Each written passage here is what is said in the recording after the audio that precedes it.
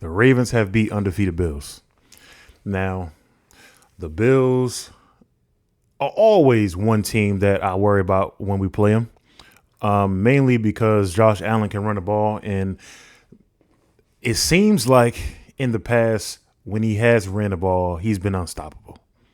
So going into the game, I knew that the Ravens had to play the entire game.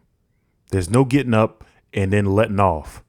We had to be on the gas the entire time. So going into that, I was a little bit worried about them. But they did not let off the entire time. There was only one time where I got worried, and that was the third quarter. I think we went 3-and-out like 2 times. We made some plays that just looked like they were forcing it a little bit. And I know Mark Andrews had dropped the ball one time, but I don't think it was in that sequence. It might have been. But I know he dropped the ball one time. That was sad to see. But other than that, man, look, there were some players, like, they really showed up. Now, a lot of players that we worried about before really put in some work, like Marlon Humphreys looked really, really good the other day. And, of course, Derrick Henry was – I can't say anything bad about him, especially, like, coming out the gate with an 87-yard run to a touchdown. That had everybody hyped. The stadium erupted when he scored on the opening drive for the Ravens. Lamar Jackson looked great out there. And shout out to, I would say, is probably one of the most dangerous players that we have on the field. And that's Justice Hill, because he can be anywhere that you need him to be. He can really just do everything.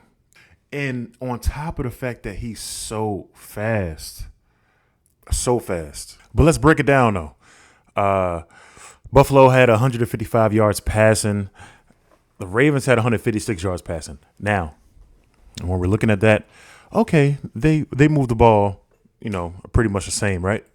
Now we look into rushing. Now, Buffalo got 81 yards rushing, and Baltimore got 271 yards rushing, with 199 yards of that was just Derrick Henry.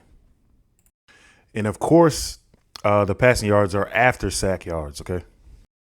And looking at the numbers, without watching another game, you would think that the Ravens are back to being a rushing team.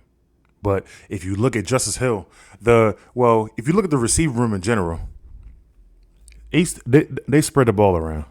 But Justice Hill had 6 receptions. He had a touchdown, and he went for 78 yards. Now, if you put that together with all the rest of the receivers, that's 18 targets. So we passed the ball a little bit, but we did what worked, which is what I like to see.